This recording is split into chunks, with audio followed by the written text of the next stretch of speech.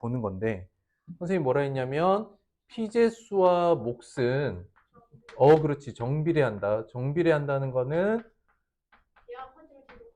그냥 얘가 커지면 얘가 커진다고 틀린 말은 아닌데 정확하게 10배, 100배 내면 얘도 10배, 100배.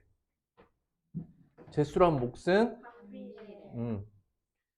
여기는 반비례 관계다.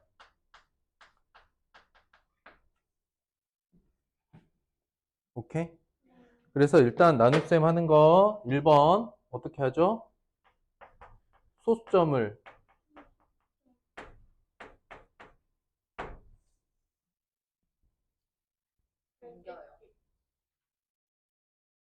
누가? 소수점을 어떻게 옮겨야 돼? 제수가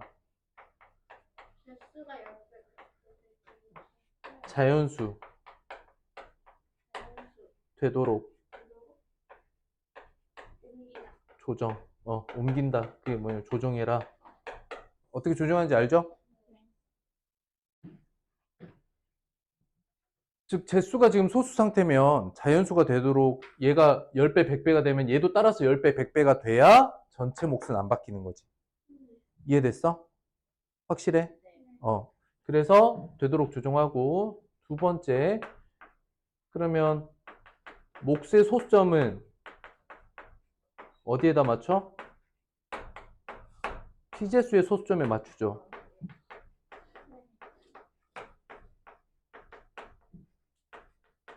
그리고 나눗셈 하시면 돼요. 이게 가장 기본적인 소수의 나눗셈. 가장 단순하게 하면 이렇게 됩니다. 말로 설명을 할 수 있어야 돼요. 오케이? 찍어. 이거 한번 씁니다. 6학년 전체에서 필요한 부분 개념 복습하면 쓸 거예요. 써도 되고 핸드폰 찍어도 돼. 찍어요. 찍어서 공유해줘. 아니면 선생님 찍어서 공유해줄까? 아니요. 할게요. 첫 번째. 적을 시간은 안 줄 거라서. 적을 시간은 안 줄 거예요.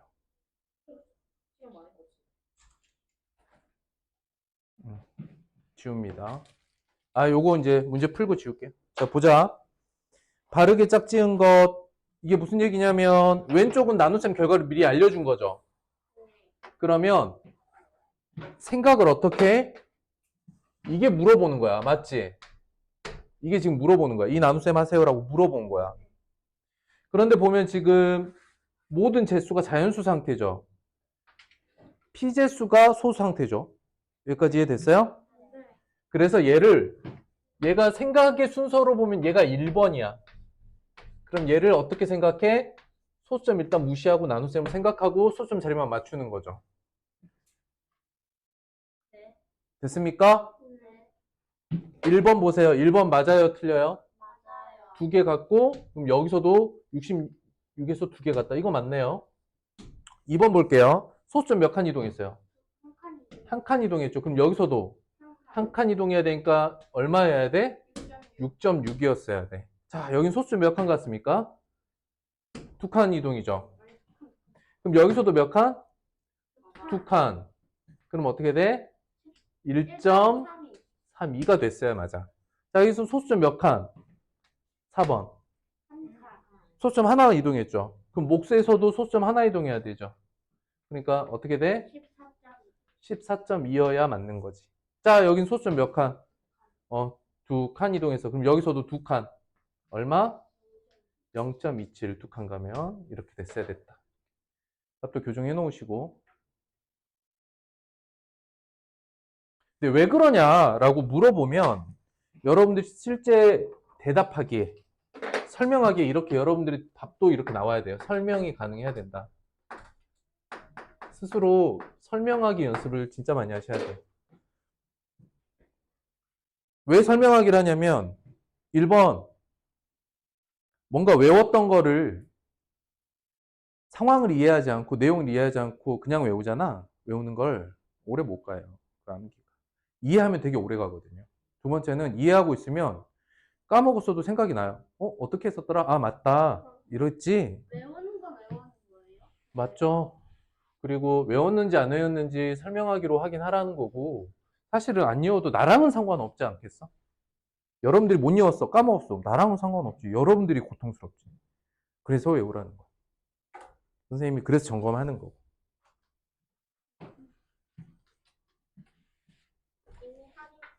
공부하는 방법과 생각하는 방법을 조금만 고쳐도요, 수학은 되게 할 만한 과목으로 바뀌어요.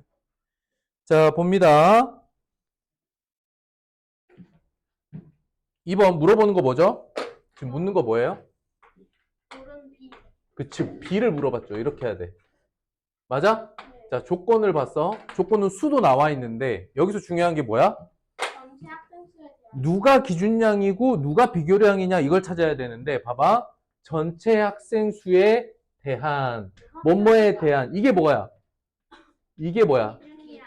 이게 기준량이지. 학생 수가 비교랑. 그치. 그럼 여학생 수가 비교량이죠. 그러니까 조건은 뭐냐면 여학생 대 전체의 비를 나타내라고 한 거야. 그럼 끝났죠? 이게 물어보는 거야. 비를 구하려는데 어떤 비냐면 여학생 대 전체. 근데 그걸 물어보는 게 여기 전체 학생 수에 대한이라는 글을 읽고 여기가 기준량이다라는 거를 체크하셔야 한다는 거예요. 그죠? 이제 겨우 2번 왔는데 벌써 집중력이 떨어지네요. 자, 이게 기준량 표현이죠. 그래서 어떻게 돼요? 여학생 명 11명. 전체 28. 답은 11대 28. 5번. 지금이야 여러분들 다 생각난단 말이야. 금방금방 풀리고. 근데 이 내용이 언제 나와? 6학년 거잖아. 그치? 다음. 그럼 여러분들이 앞으로 한 3, 4개월 이상 지나도 그때 갔을 때 이건 2학기 거잖아요. 1학기 거예요. 2학기 때는 비례식이 나오죠. 그래서 1학기 내용에서 이런 표현을 봤을 때 뭐가 기준량이지? 뭐가 비교량이지? 어떻게 쓰지? 까먹을 수 있잖아. 앞에가 비교량, 뒤에가 기준량. 이거는 안 까먹었죠? 네. 비교량과 기준량을 구분해서 비로 나타내시기만 하면 돼요. 근데 기준량이 무엇인지 비교량이 무엇인지를 모른다면 그냥 문제 못 푸는 거죠. 아 근데 여기에는 숫자 이거 나와 있는 부분밖에 없어요. 공식에 나와요. 객관식이 아니냐고 중요한 건 아니고요. 오히려 객관식에서 그냥 눈에 보이는 숫자로 찍어버리면 수학 실력은 바닥나는 거예요. 생각을 해야 돼요. 문제 푸는 게 목표니까. 자, 사과 생산량이 가장 많은 권역. 큰 거 개수가 일단 많아야 돼. 그죠? 부산, 울산. 그쵸. 대구, 부산, 울산 쪽이죠. 야, 나는 그림 그릴 줄 모르겠어. 네? 나 그림 그래프는 그럴 수 있어. 나 그림 그래프에 해보고 있었어. 근데 터지. 이거 어려워요, 혹시? 아니요? 큰 거는 10이고 작은 건 1이래요. 아니, 나 이거 뭐지? 자, 큰 건 1이고 작은 건, 조용. 큰 건 10이고 작은 건 1이잖아요. 작은 거 7개 7이고요. 큰 거 하나 10이고, 큰 거 2개, 작은 거 4개 24. 이 숫자를 의미하는 겁니다. 이건 22, 여기는 43. 보이나요? 네. 이 중에 가장 숫자가 큰 거 고르세요. 이런 거야. 그런데 그림 그래프의 핵심 뭐냐면 이렇게 숫자로 바꾸지 않더라도 큰 그림이 가장 많은 거 그냥 선택하면 되는 거죠. 끝이에요. 대구, 부산, 울산이에요. 4번 볼게요. 각불입니다. 각불. 각불. 네. 각불은 우리 이렇게 밑면이 다각형이죠. 이렇게 생긴 거예요. 하나 그냥 대략 사각뿔만 하나 그려볼게요. 참고로 각불은 여기 있는 이 점과 밑면 쪽에 있는 이 점의 이름이 다르죠. 각불에 뽑겠죠. 그쵸. 이거는 뿔의 꼭지점이야. 너무 뿔에 뽑겠죠. 이건 뿔의 꼭지점이고 밑면에 있는 거는 그냥 꼭지점이야. 이거 구분하시고. 그런데 이게 원뿔이 아닌 각뿔이니까 앞에 각자를 붙여주는 거야. 일단 요 정도 하고 나머지는 여러분들이 이미 아는 상황이고 옆면의 개수는 밑면의 변의 개수랑 같죠. 밑면의 모서리 개수. 자 봅시다. 밑면은 몇 개입니까? 한 개죠. 틀렸어요. 두 개가 아니라 한 개입니다. 옆면은 삼각형인가요? 뿔의 옆면은 모두 삼각형이 맞습니다. 왜냐면 하나만 딱 예를 들어보면 밑면의 모서리 하나, 밑면 쪽 모서리 하나와 뿔의 꼭지점으로 있는 선 두 개로 이렇게 옆면들이 만들어지죠. 그래서 옆면은 모두 삼각형으로 나옵니다. 밑면과 옆면은 수직으로 만난다? 틀렸습니다. 이걸 앞에서 바라본 모양은 모든 각뿔과 원뿔은 앞에서 바라보면 삼각형 모양이 나오겠죠. 정면에서 바라보면. 정면에서 바라보면. 그런데 여기가 지금 밑면이란 말이야. 앞에서 바라본 밑면. 그 다음에 이게 이제 정면 그림이거든요. 정면. 앞에서 바라보는. 정면 그림인데 여기 이렇게 비스듬한 게 옆면이죠. 보세요. 그 오자마자 졸지 말고. 자, 보세요. 좀 졸리면 물 한 잔 먹고 와. 물 먹고 올게요. 그래, 갔다 와. 도현이도 물 한 잔 먹고 와. 가서. 오자마자.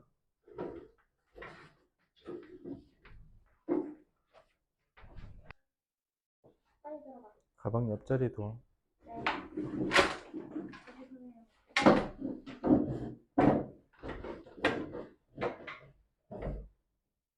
자, 잘 봐. 뿔을 이제 앞에서 바라본 모양이 뿔과 기둥이 이렇게 다르죠. 그래서 뿔은 옆에서 바라보면 밑면과 옆면이 수직이 아닌데 기둥은 수직으로 만나요. 오케이?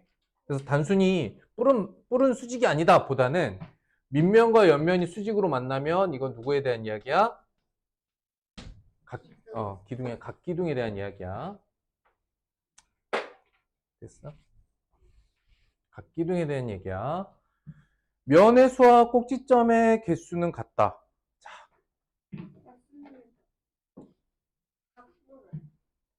자, 그냥 할게요. 리을 볼게요. 리을은 봐봐.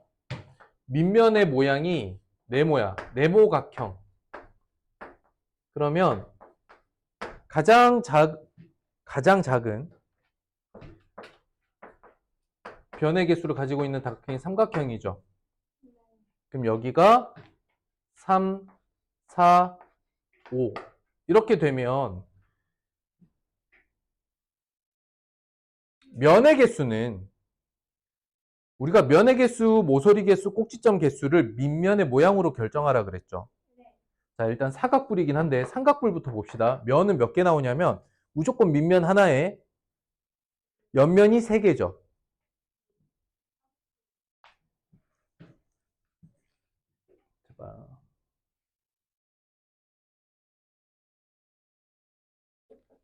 자, 무슨 얘기냐면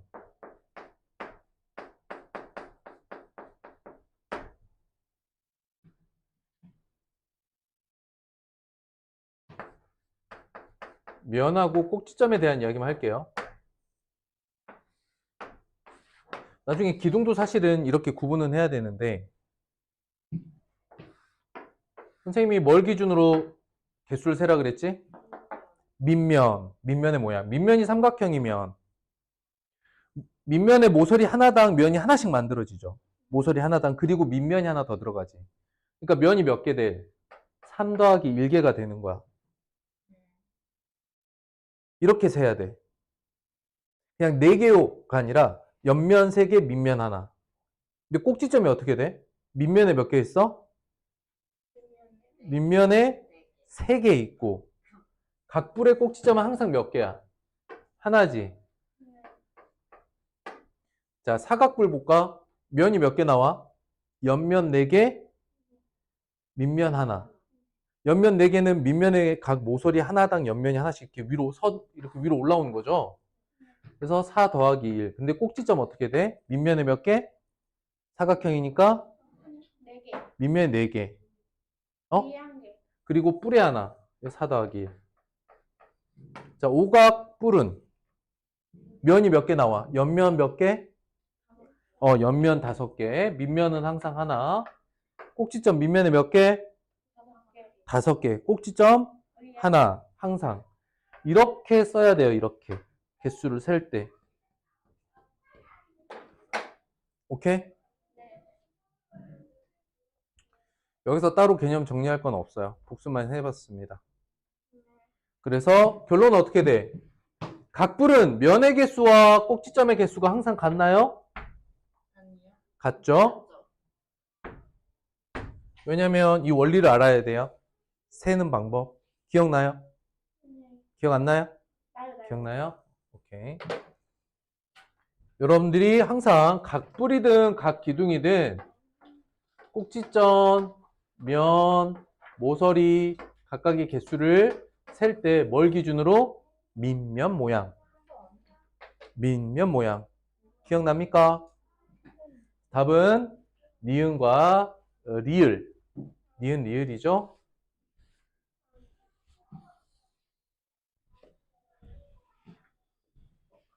됐을까요? 넘어갑니다. 5번 보자. 오늘 이런 식으로 전체 복습을 할 거야. 알겠죠? 자, 비율이 가장 낮은 것 구하라는 거 뭐죠? 비율. 아니죠? 그렇지, 그렇지. 미안. 적당히 하자. 선생님한테 짜증내고 그래. 짜증이 아니라 이거. 그러다가 선생님한테 돌 던지겠어. 선생님한테 칼을 던질 수도 있겠어. 비율 맞아. 선생님이 잘못했어. 구하라는 게 뭐예요? 비율. 근데 비율 어떻게 구해요? 기준량부터 비율. 좋아요. 기준량분의 비교량. 결국 뭐야? 분수 크기 비교죠? 그러면 약분하고 써도 되는 거죠. 자, 1, 2, 3, 4, 5. 약분해서 써봅시다. 1번 6으로 약분하면 2번에 3으로 약분하면 9분의 1. 8번, 3번은 8로 약분되네요. 4번이 10분의 1. 5번이 2분의 1이다. 자, 이 5개를 비교할 거야. 어떻게 비교하면 좋을까? 분수의 크기 비교. 분자가 다 같든지 분모가 다 같든지 뭔가 둘 중에 하나는 서로 같으면. 그렇지. 지금 분자가 모두 1로 같으므로 분모가 가장 큰 10분의 1이 크기로서는 제일 작죠. 4번. 생각을 이렇게 하는 거야. 구하라는 게 뭐지? 비율을 비교하라 했으니까 그냥 비율 구하라는 거고, 비율 어떻게 구하지? 기준양분의 비교량이니까 비율을 쓰는데 약분해서 쓴다. 그러면 비교가 되겠죠. 막 엄청 어려워요? 쉽게 구할 수 있겠죠? 자, 6번 갑니다. 계산입니다. 자, 나누기 자연수는 어떻게 한다? 곱하기 역수 하는 게 빠르다 그랬죠? 분수니까. 2번 7분의 4 곱하기 3분의 1로 바꿔서 21분의 4. 3번 9분의 4 곱하기 2분의 1 약분해서 9분의 2. 자, 계산 잘못된 거는 2번. 됐죠? 괜찮아? 7번 갑니다. 그림 그래프, 그림 그래프.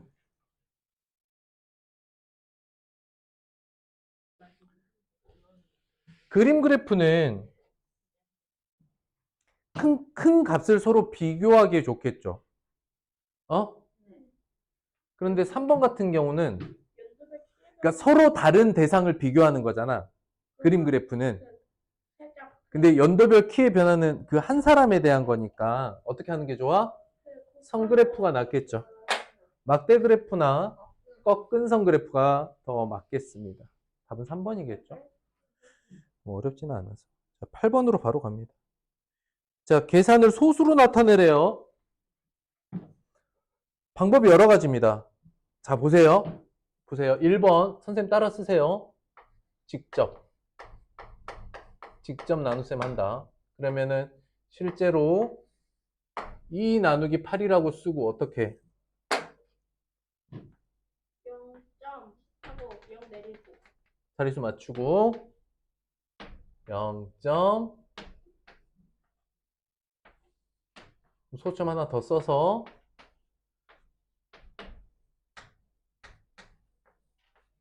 0.25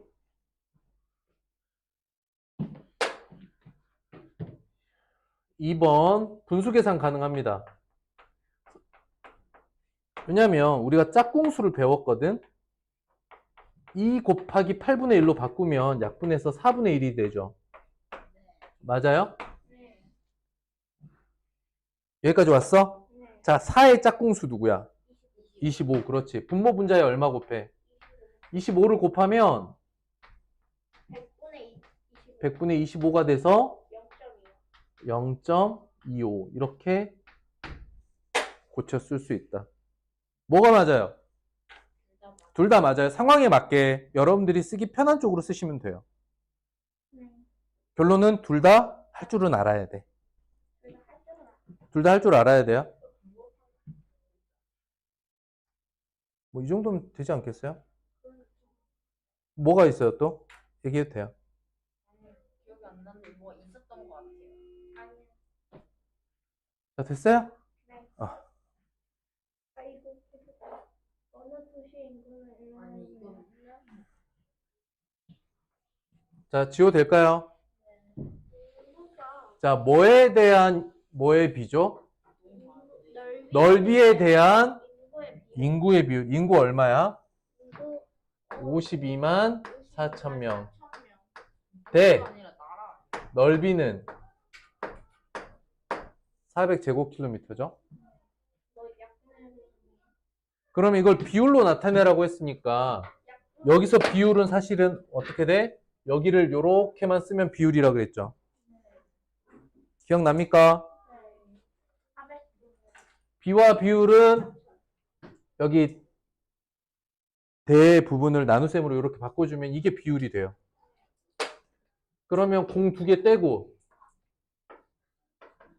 5240 나누기 4 하면 되겠죠. 근데 1310 그냥 나오네요. 52가 4로 13이니까. 뭐 나올 거예요. 나눗셈 그냥 되니까. 답은 단위를 쓰라고 하면 명, 퍼, 제곱킬로미터 이렇게 이제 단위를 쓰라고 하면 제곱킬로미터당 1310명 살아요. 이렇게 쓸 수 있어. 나중에 단위를 쓰라고 하면 제곱킬로미터당 1310명 살아요. 그러니까 어떤 도시를 정사각형으로 쭉 하나로 잘라봤을 때 가로 세로 1km, 가로 세로 1km로 이렇게 자르면 이 안에 1310명 정도가 산대요. 오, 그래요. 이런 상황이다. 뭐 어려워서는 아니고. 자, 쉬었다가 또 갑시다.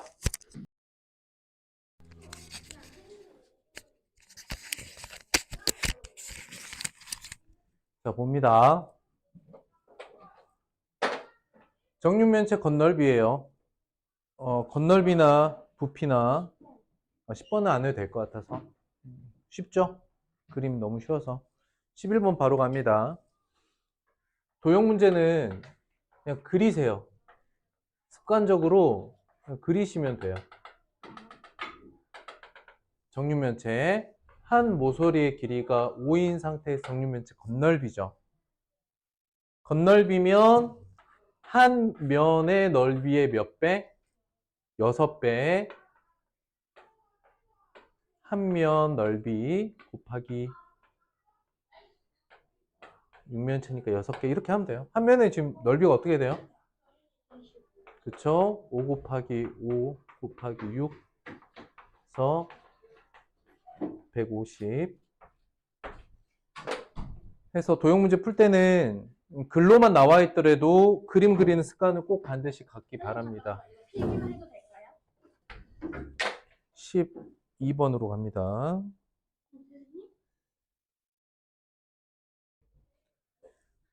자, 직육면체인데 색칠한 면을 밑면으로 하고 옆면은 모두 몇 개인가를 물어보긴 했지만 정육면체는 모든 면이 밑면이 될 수 있어요. 네. 맞죠? 정육면체뿐만 아니라 직육면체도 모든 면을 밑면으로 볼 수 있다. 어쨌든 어떤 면을 밑면으로 봤을 때 여러분들 머릿속에서 어떤 게 떠올라야 되냐면, 자, 여기가 밑면이다.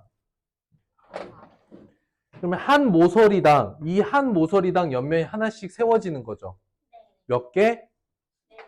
4개의 옆면이 나옵니다. 이해됐나요? 그러면 선생님 봐봐. 얘를 머릿속에서 여러분들이 떠올릴 때는 어떻게 떠올려야 되냐면, 예를 들어서 얘가 이제 십자가 모양이라고 보면 되는 거죠. 십자가 모양으로 있다라고 생각을 해보면, 여기를 이쪽 옆, 우리가 보기에는 옆이긴 한데 여기를 밑면으로 따지면 너의 옆면은 어떻게 볼 수 있어? 여기부터 여기까지 4개. 이렇게 보면 된다. 이해되셨죠? 네.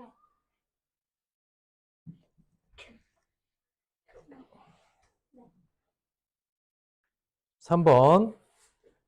야, 각불의 밑면은 몇 개인가요? 한 개죠. 그쵸. 각불이든 원불이든 밑면은 무조건 몇 개? 한 개. 1개. 이제 다른 걸 한번 물어볼게.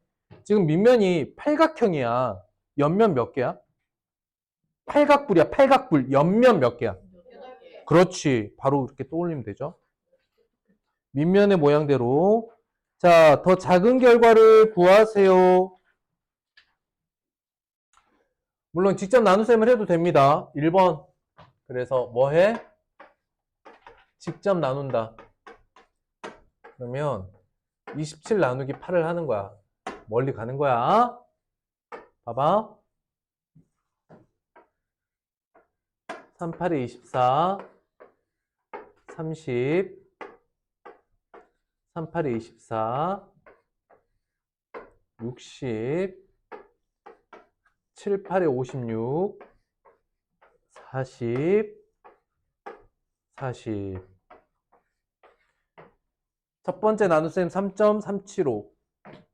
두 번째 어떻게 됩니까? 15 나누기 4죠.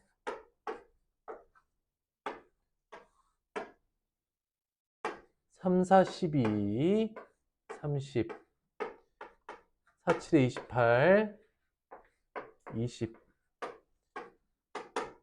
20. 3.375랑 3.75 누가 더 커? 3.75가 더 크고 더 작은 거는 3.375죠. 네. 네. 직접 나눗셈 할 줄 알아야 됩니다.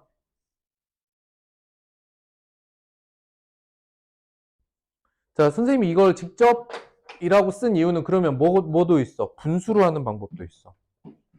자, 여기 밑에다 쓸게요. 분수법은. 결국 8분의 27이죠, 이 값은. 분수로 표현할 수 있겠어요? 네. 자, 다시. 네모 나누기 세모가 있다면 분수로 바로 표현하세요 라고 했을 때 이 값은 세모분의 네모가 됩니다. 몫을 쓰라고 하면. 네. 이거는 됐어요? 도현, 돼? 아니야? 그럼 표현을 해줘야지. 자, 요거는 써 놓으세요. 요거 써 놓으세요. 요거는 하나 써 놓으세요. 자, 보세요. 얘 8분의 27이고, 얘는 3과 8분의 3입니다. 4분의 15고, 3과 4분의 3이에요. 자, 가분수를 대분수로 바꾸는 건 금방 하겠죠? 자, 누가 더 커? 이쪽이 더 커. 맞지? 그럼 구할 값은 뭐야? 그쵸? 얘를 구하면 되죠. 그런데 분모가 8이잖아. 8의 짝꿍은 누구야? 125. 그러면 3 곱하기 125 하면 이게 1000분의 375야. 그러면 앞에 이제 자연수 부분이 3이죠. 3.375가 계산되는 것도 분수에선 이렇게 하면 끝이야. 직접 나눗셈을 둘 다 해보지 않더라도. 즉 우리가 여기서 해야 될 게 두 가지가 있어. 뭐냐? 작은 걸 찾고 계산을 해야 돼. 여기까지 이해됐을까? 단순한 문제 같지만 이 두 가지를 해야 돼요. 더 작다라는 거는 크기를 비교하는 거죠. 자, 크기를 비교하기에는 직접 나눗셈과 분수 중에 뭐가 더 편해요?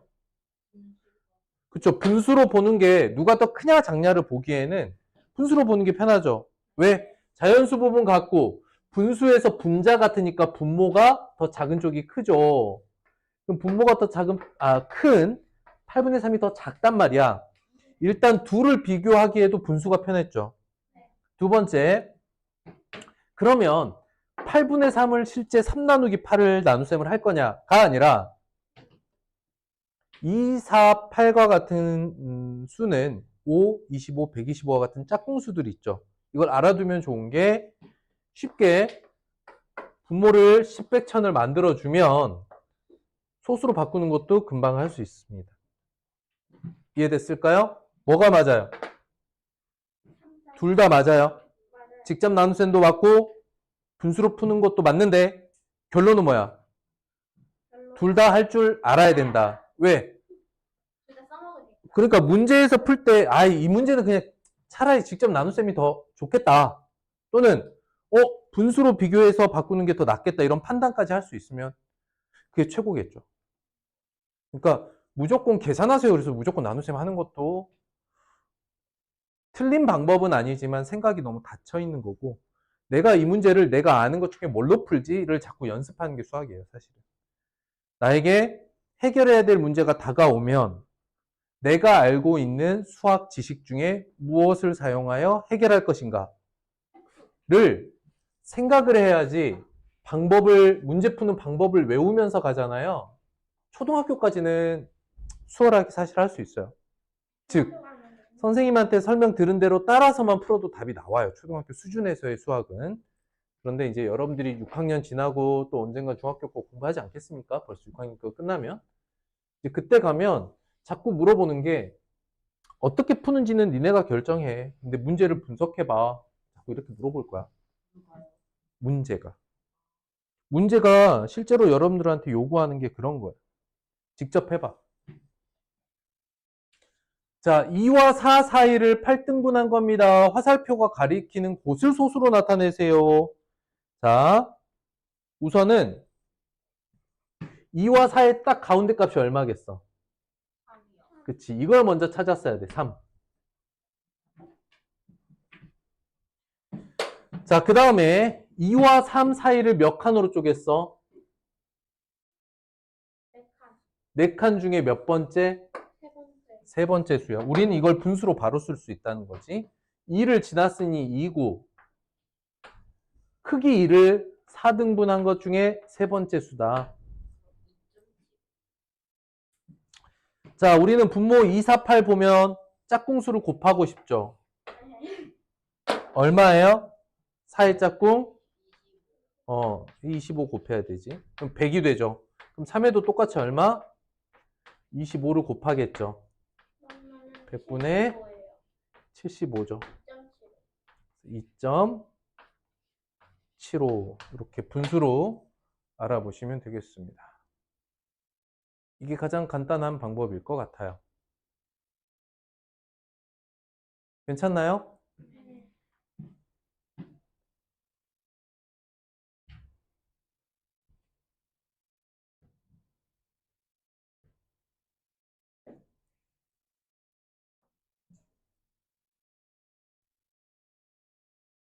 자, 그러면 선생님이 다른 거 물어보겠습니다. 똑같은 문제인데 이렇게 바꿀 거야. 2와 4 사이를 8등분이 아니야. 7등분 했어. 선생님이 그려볼게. 2가 있고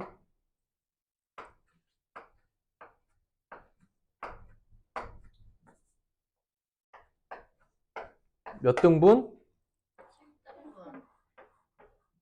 7등분 했고 이 중에 네 번째 오는 이 별이 찍혀 있는 자리에 이 수를 분수로 나타내 보세요. 지금부터 시작.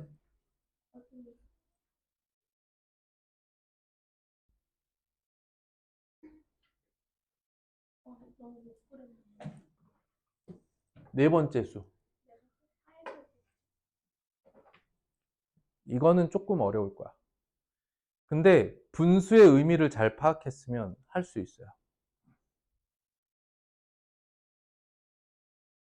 8등분은 너무 쉬워. 왜냐면 가운데 값이 딱 3이고 이렇게 소수로도 되니까. 이건 분수로밖에 나타낼 수 없거든요. 네. 답이 불쌍해. 답이 분수로만 나타낼 수 있죠. 생각해. 2를 지나서 하나, 둘, 셋, 네 칸 가니까 요 한 칸의 크기가 얼마지를 생각해야겠지?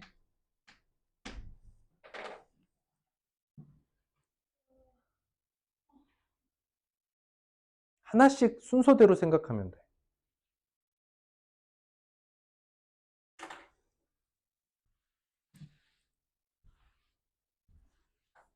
네 번째.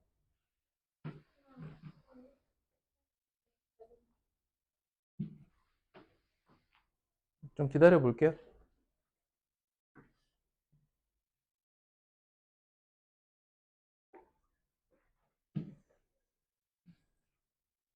이렇게 되어 있는 상황에서 별은 뭐라고 표현할 수 있을까? 분수로 표현해 보세요. 분수밖에 안 돼. 구했어? 아니야? 아닌 것 같은데 왠가. 구했어? 아니? 일단은 3보다는 크죠? 그래서 이 분수의 자연수 부분은 3일 거예요. 자, 봐봐. 생각을 해보자. 이 값은요, 2에서 출발하여 이만큼의 간격이 몇 번가? 이 간격만큼 4번 가죠. 그럼 요 한 칸이 얼마인지를 알아야 돼. 저 한 칸. 이 한 칸은 얼마일까? 이 값이 얼마일까? 이 한 칸은 전체가 얼마지? 여기서부터 여기까지? 여기서 여기까지가 크기가 얼마야? 2죠? 크기 이만큼의 간격을 얼마로 나눠요? 그러니까 이 한 칸의 크기는 얼마죠? 좋아. 그런데 7분의 2씩 몇 칸 갔어요? 별에 해당되는 값은 그래서 2에서 출발하여 7분의 2씩 4칸 간 거예요. 7분의 8이죠? 그러면은 2 더하기 7분의 8인데 이게 1과 7분의 1이죠. 여기 보고 있니? 3과 7분의 1이 답이었어요. 이렇게 나왔어요? 좋았어요. 그러니까 지금 책에 나와 있는 문제는 좀 쉬운 거죠. 왜냐하면 보더라도 짝수 등분하면 가운데 딱 3이 들어가니까 1 차이 나는 거를 4칸으로 쪼개서는 쉬워. 근데 2 차이 나는 것을 7칸으로 쪼개? 그거는 2 나누기 7, 7분의 1을 의미하는 거구나. 이 한 칸 갈 때마다 7분의 2씩 늘어나는구나 라는 생각을 하는 게 좀 쉽진 않아요. 그래서 할 수 있겠어요? 여러분들이 수를 다루는 걸 좀 보고 싶었어요.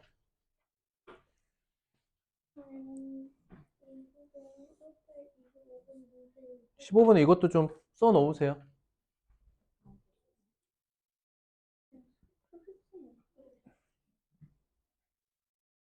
수직선은 이렇게 하면 돼요. 봐봐. 시작 전부터 이렇게 하고 그냥 비슷한 크기로 하나, 둘, 셋, 넷, 다섯, 여섯, 일곱 그리고 나서 나중에 2하고 4를 이렇게 쓰면 돼.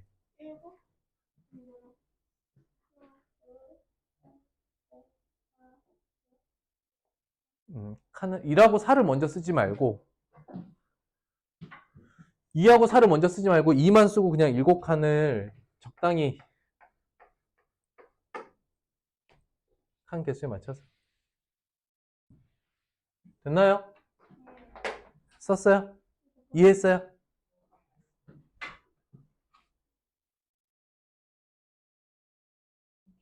어. 천천히 하셔도 돼요.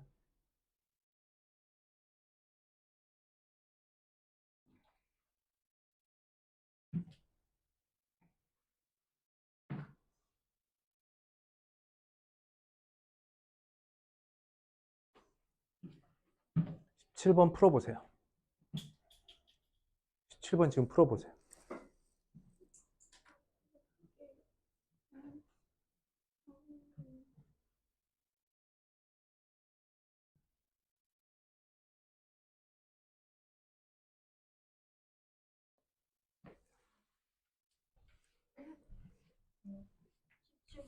음. 16번 안 했어요, 우리?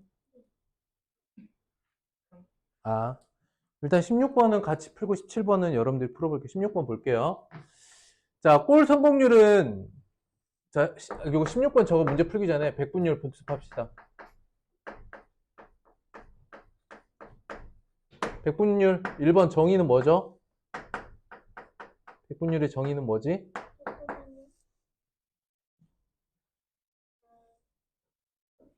뭐가 뭐일 때 뭐의 값? 제가 비율이 100일 때 B가 100일 때 기준량이 그렇지. 누가 100일 때? 기준량이 기준량을 100으로 할 100으로 할 때 때.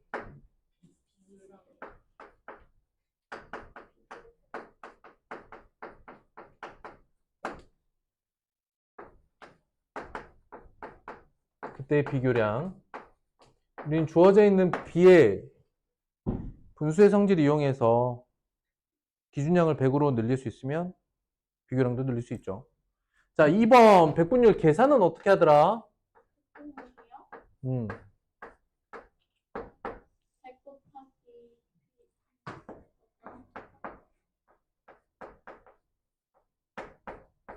비율 곱하기 100. 단위는? 아, 단위가 아니죠. 단위가 아니에요.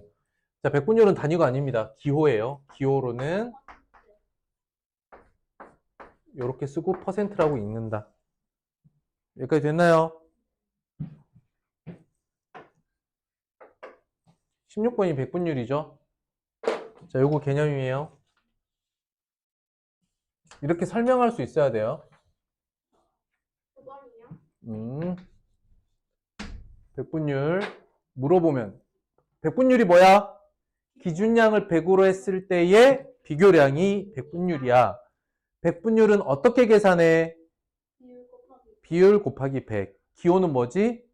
이렇게 쓰고 퍼센트라고 읽어. 됐죠? 그러면 16번 문제 볼게요. 25분의 13이 비율이죠? 총 25번 중에 13번 성공했으니까 곱하기 얼마? 비율 곱하기 100만 하면 돼요. 4 곱하기 13, 52. 됐죠? 그래서 계산으로 하면 비율 곱하기 100. 자, 17번 보자. 여러분들 풀어보세요.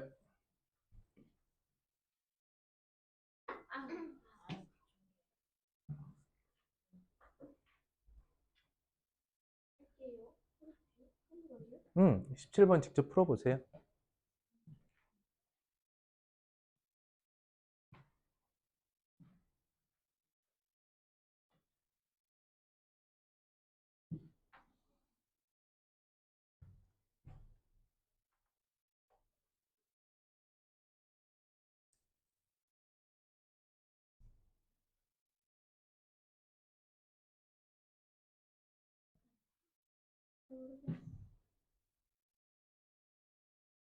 어떻게 했는지 잘 모르겠어요. 이거 없는지. 자, 이제 볼게요. 정가가 있고 이게 이제 할인 가격이죠. 할인을 해준 가격이죠. 그럼 할인은 몇 원 해준 거야? 깎아준 거 얼마 깎아줬어? 300원을 깎아준 거죠. 이걸 깎아준 거니까 이거에 대한 비율을 이제 백분율로 나타내면 되는 거죠. 총 금액 얼마? 원래 1200원이었지. 그 중에 얼마 깎아줬어? 300원 깎아줬지. 그거 곱하기 100. 깎아준 거에 대한 걸 백분율로 나타내는 거니까. 먼저 여기만 약분해보면 4분의 1이죠? 그럼 4분의 1 곱하기 100이니까 답은 얼마? 25. 25% 할인해 준 거야. 전체 가격의 4분의 1을 깎아준 거니까 4분의 1은 백분율로 25%. 이해됐어? 할 수 있겠어? 오케이.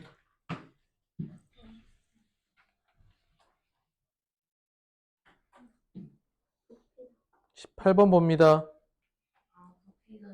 자, 정육면체 부피를 구하라고 했어요. 정육면체 부피 어떻게 구합니까? 가로 곱하기 세로 곱하기 가로, 세로, 높이 곱하면 되죠? 자, 근데 이렇게 쓰세요. 육면체는 육면체인데, 정육면체는 기둥의 한 종류죠. 어? 그래서 선생님이 정육면체 부피가 아니라 기둥의 부피로 좀 더 넓은 영역에서, 예를 들어서 삼각기둥. 정육면체는 사각기둥이거든요. 정육면체 기둥으로 따지면 뭐라고? 정육면체는 기둥으로 따지면 사각기둥이야. 이거 이해됐어? 어? 기둥의 부피는 결국 밑면의 넓이 곱하기 높이로 구하는 거거든. 여기까지 됐을까? 그래서 사실 정육면체는 사각기둥으로 보고 부피를 생각을 하는 게 맞아요.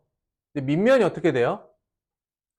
일단 한 면의 둘레가 28이라는 건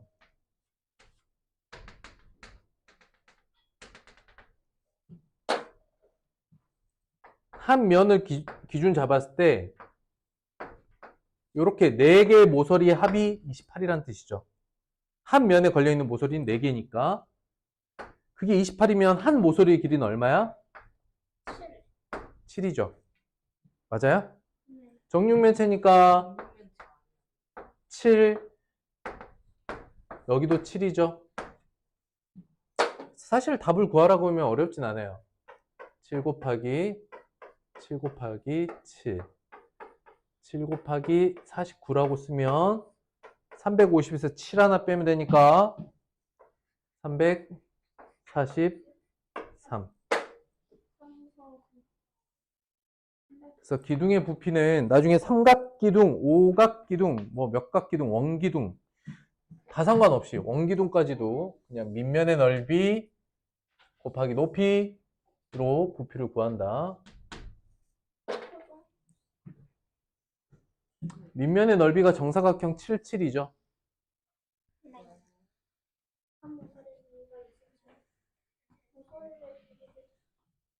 19번 볼게요.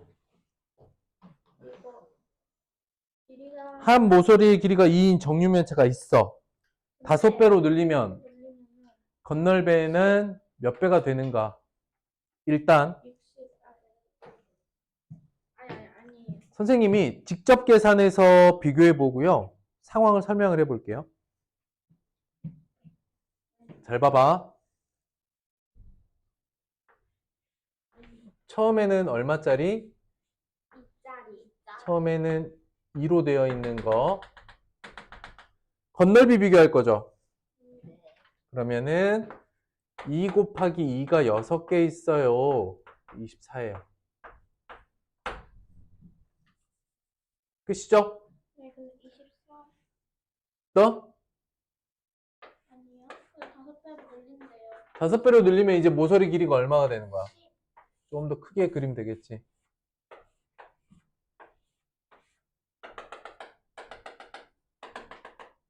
10으로 늘리면 어떻게 돼? 10 곱하기 10이 6개 있으니까 얼마야? 600이죠? 그러면은 600은 24의 몇 배? 이렇게 하면 되겠지? 나눗셈 하면 25배가 돼요.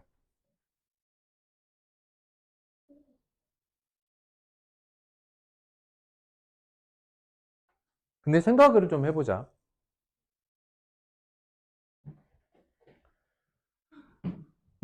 한 면의 넓이가 커지는 거 너와 너 한 면의 넓이만 비교해도 나머지는 그냥 6배는 똑같죠, 뒤에는. 맞아? 자, 곱하기 6은 다 똑같으니까 결국 한 면의 넓이가 몇 배 됐는지 알면 한 면이 몇 배가 된지 알면 전체가 그렇게 되겠죠. 이해됐을까? 맞아요. 4는 100은 4의 몇 배 이렇게 구해도 되고. 이해됐어? 네. 더 중요한 게 있어. 바로 이거야.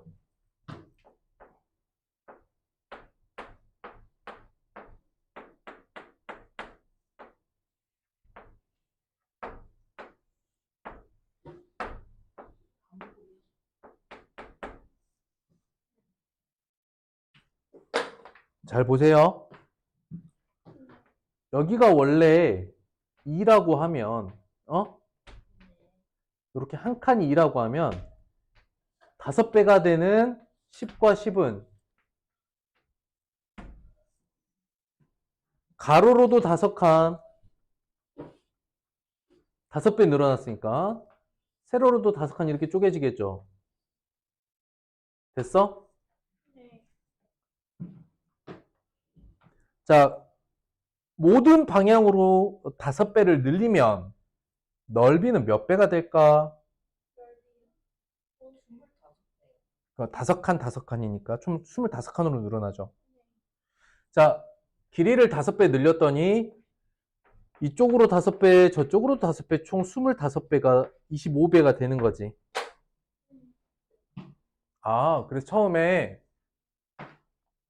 모든 모서리를 5배로 늘리면 그때 건널비를 구하라는 게 아니라 5배로 늘리면 처음보다 몇 배가 되는가라고 했을 때 가로로 5배, 세로로 5배, 그냥 5 곱하기 5구나.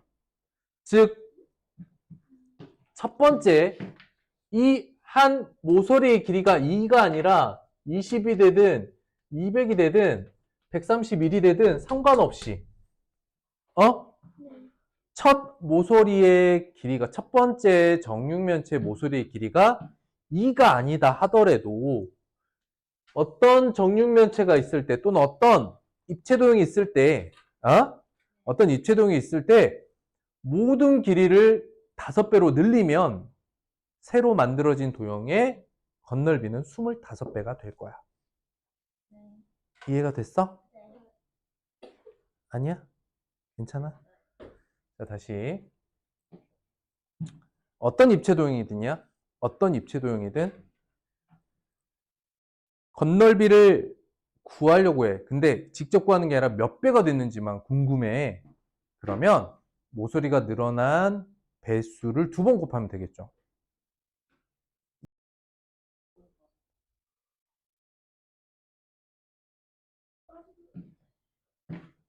선생님이 20번 문제를 별표하라는 이유는 생각하는 순서를 잘 잡으면, 어려워서는 아니고 생각하는 순서만 잘 잡으면 크게 틀릴 게 없어요. 자, 일단 봅니다. 문제에서 물어보는 건 바른 계산인데, 바른 계산은 뭐냐면 어떤 수를 모르는데 그 수를 7로 나누는 게 목표야. 알려주고 있는 건 7을 곱한 결과야. 어떻게 풀 거야? 일단 어떤 수를 거꾸로 계산을 통해서 풀어낼 거야. 구할 거야. 거꾸로 계산. 이때 살짝 옆으로 와서 51.3 4, 5를 쓰고 나누기 7을 따로 해. 그리고 이 풀이 과정은 이어가시는 거예요. 알겠죠? 여러분들이 푸는 과정과 계산하는 과정을 섞어 쓰지 마세요. 여러분들 확인학습 때 보면 대부분 학생들이 이게 두 개가 섞이는 경우들인데 매번 설명했잖아요. 손계산이 필요한 건 약간 옆으로 가서 계산해서 돌아오라고. 내가 풀어가는 과정은 여러분들 표시하셔야 됩니다. 선생님 확인하실 거예요? 네. 그리고 이 풀이 과정을 잘 정리할 수 있는 사람과 없는 사람은 미안한데 중학교 가서 갈려요. 수행평가와 서술형은 이걸 써야 되기 때문에. 저거 네. 선생님한테 다 빼- 이거는 떼고 쓰면 되죠. 이걸 떼고 쓰면 돼요. 이건 생각하는 흐름이니까. 물어보는 거 뭐지? 조건은 뭐였지? 어떻게 풀 거야? 그리고 그 풀면 돼. 근데 만약 중학교 시험에서 만약 저거 안 빼고 써서 어때요? 모르겠어요. 그건 학교 선생님한테 달렸어요. 수행평가는. 중요한 건 내가 푸는 과정과 그 사이에 필요한 계산 과정을 좀 분리해서 문제를 푸는 거예요. 섞지 않는 거죠. 그런데 선생님이 매번 풀이 과정 중요하다라고 얘기는 하지만 이거 하나도 안 쓰고 문제 이거만 보이는 친구들이 있어. 뭐 물론 머릿속에서 이 부분이 정리가 됐기 때문에 그랬겠지. 근데 문제 난이도에 따라서 상황에 따라서 이걸 반드시 써주는 게 좋습니다.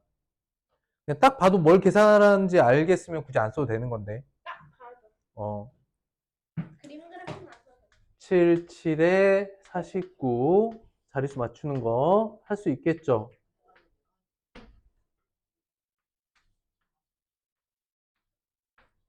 (7.35) 이렇게 나오죠. 그래서 옆에서 계산이 끝나면 여기다 7.35로 와서 쓰는 거야. 어떻게 풀어? 7.35 나누기 7이죠. 1.05가 답입니다. 됐을까? 네. 21번 볼게요. 별표. 굉장히 싫어하는 거야. 지금부터 선생님이 설명해주는 방식을 이해한 사람과 그걸 이해 못하는 사람이 엄청난 차이가 난다는 걸 지금부터 보여드리도록 하겠습니다. 잘 보세요. 자, 1단계부터 설명합니다. 자,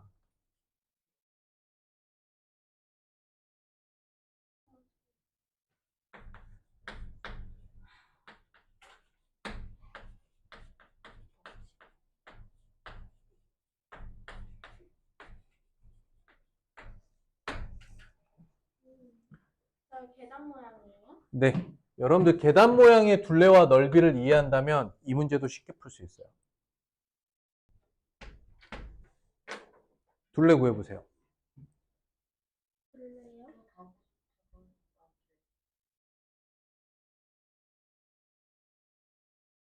둘레 구해보세요. 둘레.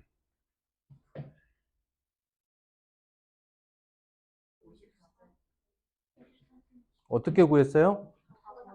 다 더했어요? 이 녀석의 둘레는 그냥 직사각형의 둘레랑 동일합니다. 이렇게 착해서 쫙 빼. 어? 이해돼요? 그치. 예전에 한번 했었어. 잘 봐. 선생님 이거를 어떻게 하라고 그랬냐면 보세요.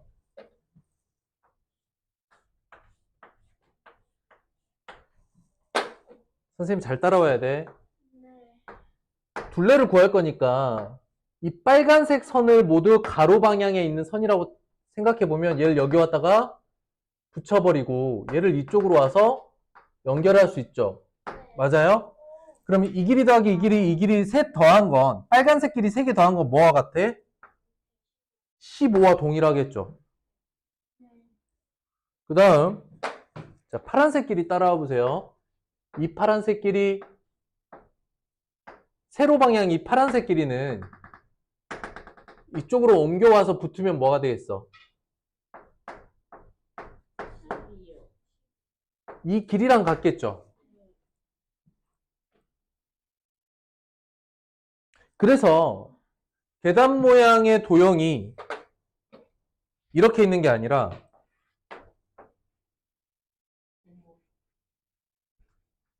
이렇게 둘레가 있다 하더라도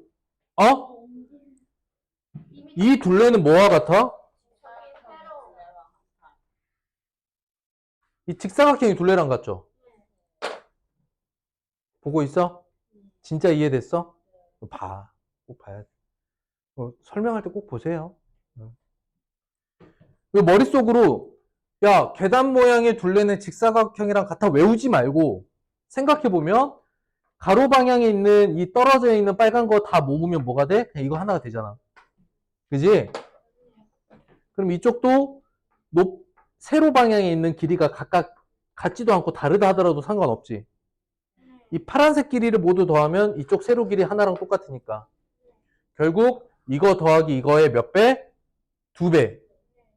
이게 계단 모양의 둘레의 문제였단 말이야. 물론 넓이는 이 부분을 구해서 전체에서 빼줘야 됩니다. 넓이는. 맞지? 넓이는 이만큼을 빼내고 직사각형 3개의 합을 구하든지 아니면 전체 직사각형에서 이 2개를 빼든지 뭐든 해야 된단 말이야. 맞아?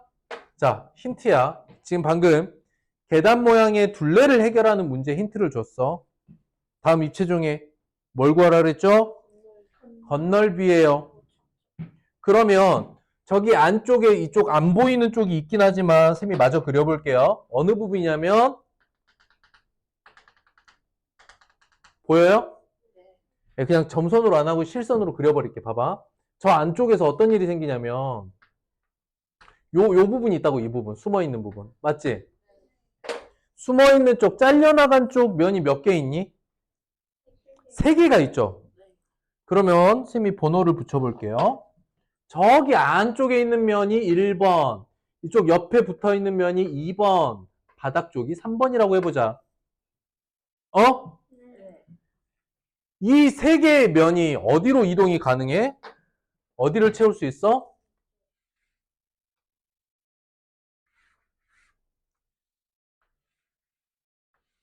만약에 이 직육면체가 움푹 파이지 않고 원래대로 있었다면 1번이 앞쪽으로 나오고, 맞아요?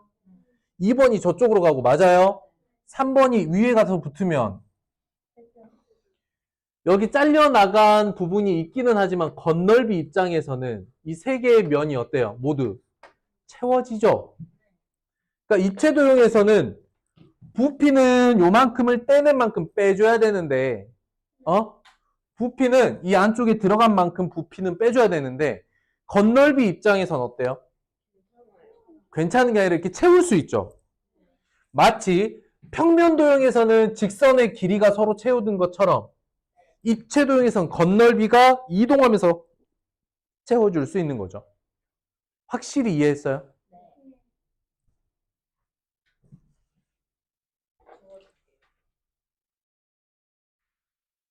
그래서 이 원리를 이해하려면 먼저 평면 도형에서 계단 모양의 둘레를 생각했던 바로 그 방법으로 입체 도형도 이렇게 일부가 잘려나간 도형에서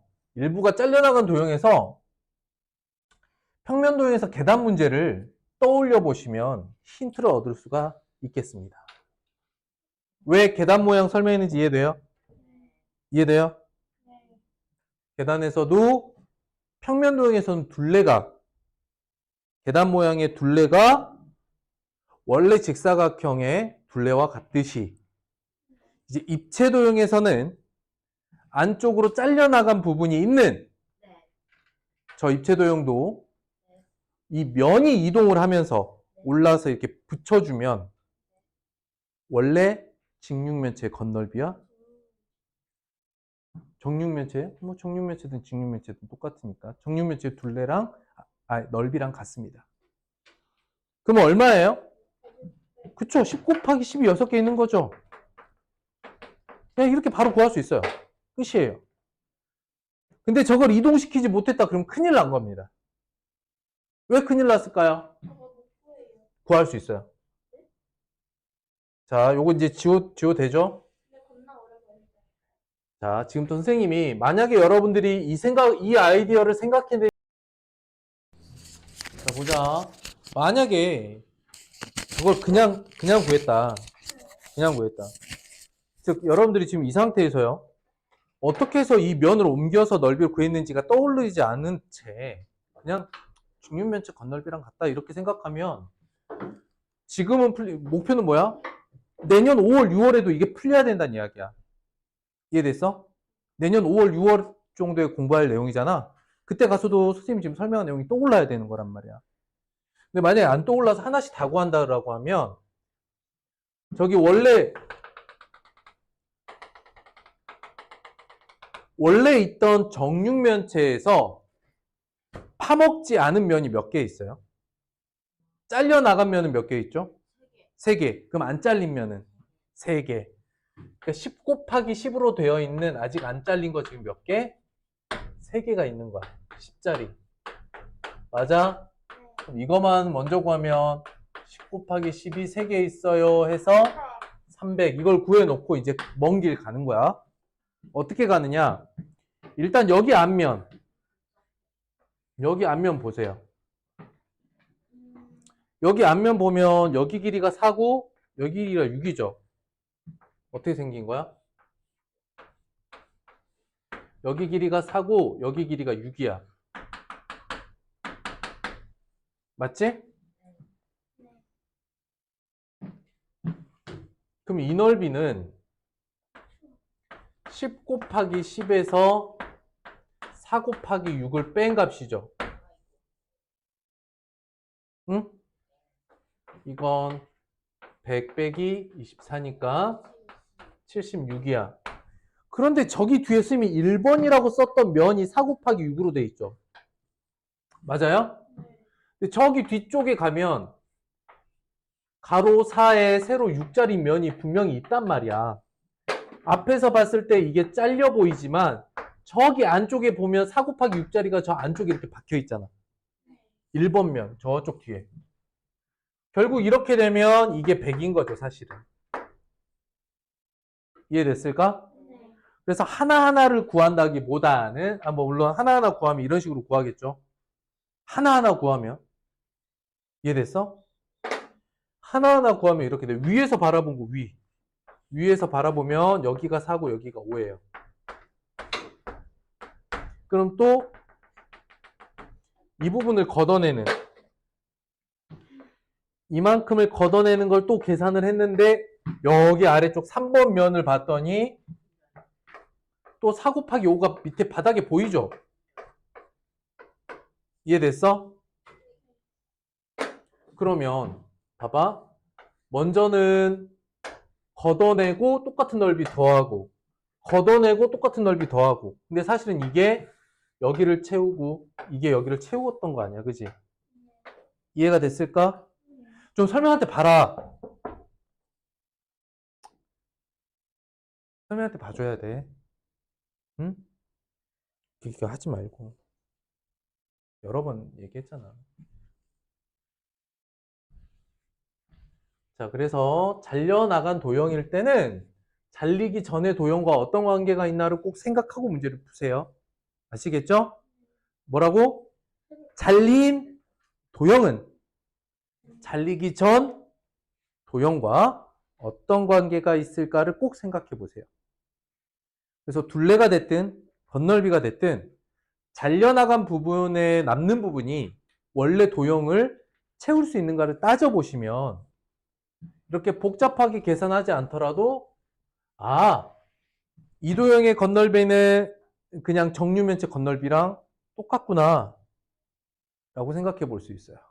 자, 볼펜 들고 이 도형을 표시합니다. 자, 보세요. 여기 안 보이는 부분 있죠? 여기 안 보이는 부분을 이어서 이렇게 그리세요. 됐어요? 볼펜으로 했어요? 그 다음 번호를 붙여봐요. 안쪽에 1번, 이쪽 안 보이는 쪽, 숨어있는 쪽 넓이 2번, 바닥면을 3번. 자, 그 다음 원래 정육면체가 되도록 여기 잘려나간 부분의 이 선들을 마저 그리세요. 잘려나간 부분의 선들을 마저 그리세요.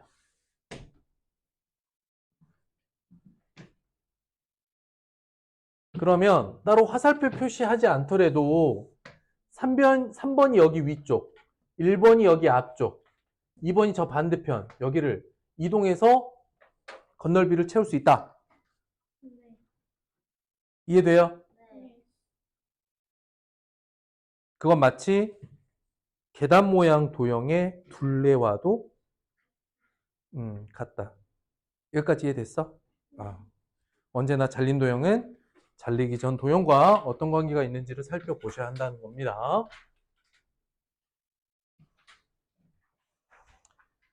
24번까지 하면 여러분들 수업 끝내고 숙제할 시간 좀 드릴 거예요. 자, 답은 12분의 1. 정답입니다. 12분의 1. 23번. 7분의 1. 자, 가분수가 뭐죠? 위에가 더 큰. 가짜가 무슨 가짜. 가가 무슨 뜻이냐면 가짜라는 뜻이라 그랬죠? 네. 분자가 더 큰 상태. 얼마예요? 27분의 3.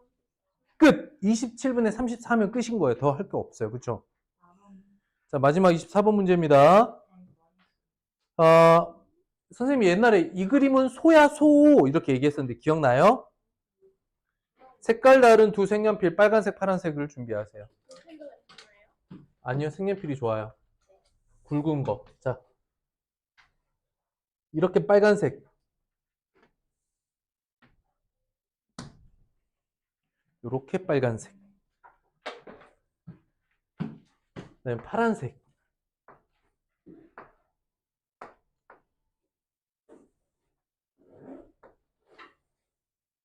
선생님 예전에 이게 소 같지 않냐? 이렇게 얘기한 적이 있는데. 직각삼각형 넓이는 소야, 소. 직각. 이게 소예요? 이게 소 같잖아. 글씨가. 이렇게 된다고, 이렇게. 소 같다고, 소. 글씨. 안 그래? 그래 보이지 않아? 소, 보이네요. 그렇다고 해, 그냥. 그렇잖아. 무슨 얘기냐면, 이 삼각형의 넓이는 빨간색 길이로 가로, 세로. 직각삼각형 가로, 세로. 파란색 길이로 보면 밑변 높이. 그러므로 식을 써보면 5 곱하기 12 나누기 2와 뭐가 같아? 13 곱하기 네모 나누기 2가 서로 넓이로 같아요. 이해됐을까? 아니야? 됐어요. 괜찮아? 네. 자, 그럼 잘 봐봐. 목표는 뭐야? 네모 구하는 거잖아. 맞아요? 그러면 생각을 해. 둘 다 2로 나눴는데 같죠? 네, 그러면 이거 안 나와도 2로 나누기 전에도 그럼 얘네 둘은 서로 같았겠죠? 이해됐어요? 중요한 건 관계야. 2로 나눈 결과가 같잖아. 둘 다 2로 나눴어. 근데 2로 나누기 전에도 같았겠죠? 맞아요. 그러면 거꾸로 계산을 쓸 때 봐봐. 위치를 좀 바꿔서 13 곱하기 네모는 5 곱하기 12인 60과 같다. 이렇게 쓸 수 있나요? 이해됐을까? 결국 둘 다 똑같이 2로 나눠서 같다는 건 2로 나누기 전에도 같았다. 13 곱하기 네모는 5 곱하기 12인 60과 같다. 오케이? 자, 거꾸로 계산. 네모 어떻게 구합니까? 60 나누기 14. 60 나누기 13인데 나눠 떨어져요? 안 나눠 떨어져요? 그러면 그냥 어떻게? 그런데 가분수야, 대분수야, 답을? 자, 가분수인 기하분수죠? 여기서 나눌 수 있는 거 없죠? 그럼 끝이에요. 계산 과정은 매우 단순하죠? 더 이상 나눌 수 없으면 나눌 수 없는 나눗셈은 그냥 분수로. 이게 분수가 하는 역할입니다. 이해됐어요? 자, 오늘 선생님이랑 공부한 내용들이 전체적으로 6학년 1학기 내용입니다.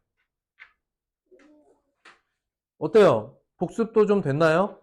중요한 건 선생님 생각엔 선생님 6학년 1학기에 1단원은 이거예요, 2단원은 이거예요 라고 생각은 해볼 수 있지만 원래 수학이란 과목이 여기를 6학년이라고 하자라고 나누어 놓은 거지. 원래 수학은 그런 게 없어요.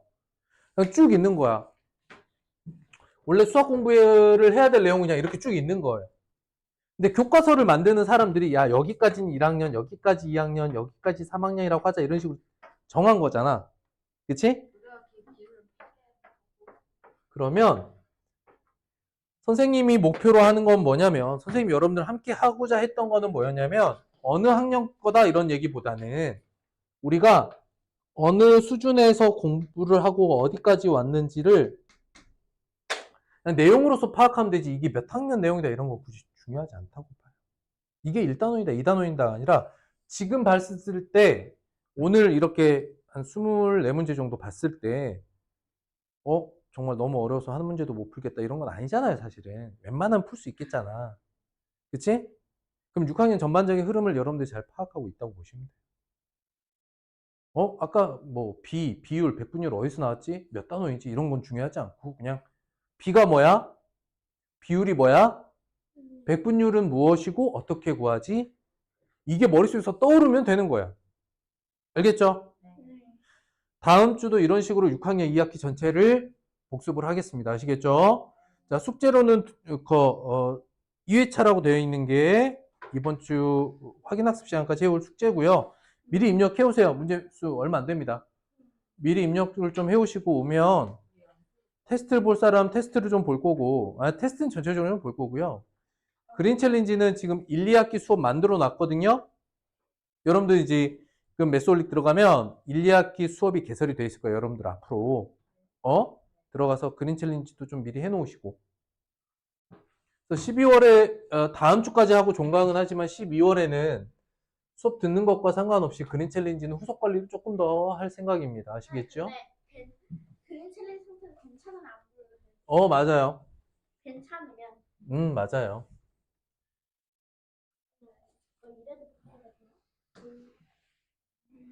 이래도 여기까지.